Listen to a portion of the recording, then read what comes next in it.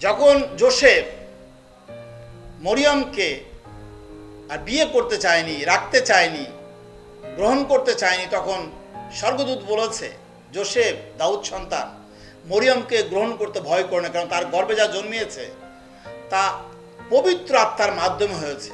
তিনি একটা পুত্র সন্তান জন্মগ্রহণ করবেন এবং তিনি আপন প্রজাদেরকে তাদের পাপ হইতে মুক্ত করবেন, পরিত্রাণ দিবেন। এবং যিশু নামের অর্থই মুক্তিদাতা, ত্রাণকর্তা। পৃথিবীতে মুক্তিদাতা সৃষ্টি হয়নি, ধ্বংসদাতা এসেছে, মেরে ফেলার লোক এসেছে, কিন্তু মুক্তি দেওয়ার জন্য কেউ আসেনি। মানুষ মেরেছে, বাঁচায়নি, কিন্তু যিশু বাঁচিয়েছেন, মরাকে বাঁচিয়েছেন। অন্ধ, খঞ্জ, লোলা, বোবা, বধির, কুষ্ঠ, ভূতগ্রস্ত, মৃগরোগ, মরলোককে বাঁচিয়েছেন। আর তার জন্মদিনটাকে আমরা বড়দিন বলছি, কারণ একটি বালক আমাদের জন্য জন্মিয়াছেন, একটি পুত্র আমাদেরকে দেওয়া হয়েছে, আর তাহারই স্কন্ধের উপরে কর্তৃত্ব ভার থাকিবে, এবং তার নাম হইবে আশ্চর্য মন্ত্রী, বিক্রমশালী ঈশ্বর, সনাতন পিতা ও শান্তি রাজ। এখানে বলছে তিনি শান্তি রাজা, বাদশা। শান্তি যদি পেতে হয় আমরা যিশুর কাছে আসতে পারি, তার কাছে কেবলমাত্র শান্তি রয়েছে। যিশু বলেছেন তোমার এক গালে চড় মারলে তুমি আর এক গাল ফিরিয়ে দিও। এবং তার এই শিক্ষা পৃথিবীর সমস্ত মানুষকেই বলছে ক্ষমা করতে, শত্রুকেও বলছে ক্ষমা করতে। যদি পৃথিবীতে ক্ষমা থাকতো তাহলে অস্ত্র থাকতো না, মানুষ আর খুন হতো না। ক্ষমা শিখানোর দরকার। সেই জন্য যীশু খ্রিস্টের কাছে আসলে পৃথিবীতে আর যুদ্ধ থাকতো না, খুনোখুনি থাকতো না, মারামারি থাকতো না। মরিয়মের গর্ভে আসার আগেই তিনি ছিলেন।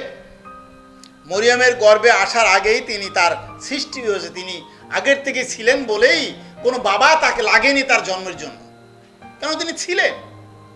সেই জন্য তার জন্মের সময় কোনো পুরুষ লাগেনি।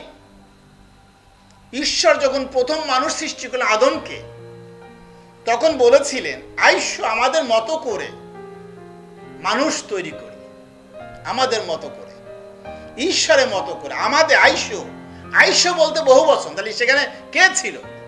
ঈশ্বর ছিলেন, প্রভু যীশু ছিলেন এবং পবিত্র আত্মা ছিলেন। আর তুমি হে বতলহম ইফ্রাথা, তুমি জিহুদার সহস্রগণের মধ্যে ক্ষুদ্রা বলিয়া অগণিতা, তোমা হইতে ইসরায়েলের মধ্যে কর্তা হইবার জন্য আমার উদ্দেশ্যে এক ব্যক্তি উৎপন্ন হইবেন। প্রাক্কাল হইতে, অনাদিকাল হইতে তাহার উৎপত্তি। বলছে আদি থেকে অনাদিকাল পর্যন্ত, শেষ দিন পর্যন্ত বলছে যে তার উৎপত্তি। বলে তিনি আদিকাল থেকে অনাদিকাল, যার কোনো কালের শেষ নেই। বলছে তার উৎপত্তি আগের থেকেই ছিল, আগের থেকে আছে। প্রকাশিত বাক্যে লেখা আছে যীশু খ্রিস্ট আলফা এবং ওমেগা। তিনি আদি এবং অন্ত, প্রথম এবং শেষ। তিনি প্রথম এবং তিনি শেষ, তারপরে আর কেউ নেই।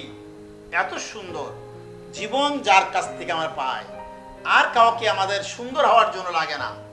সুন্দর তিনি, নির্ভেজাল তিনি, নিষ্পাপ নিষ্কলঙ্ক তিনি। যদি আপনাকে ভালো হতে হয়, তা ভালো একজন মানুষের আপনার দরকার, ভালো একজন।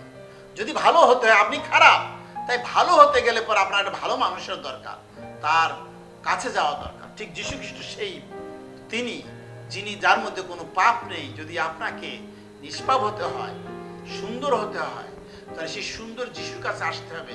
আর সেই যিশুর জন্মদিনটাকে আমরা বড়দিন বলছি। সবে মিলে চলে এসো বড়দিনে।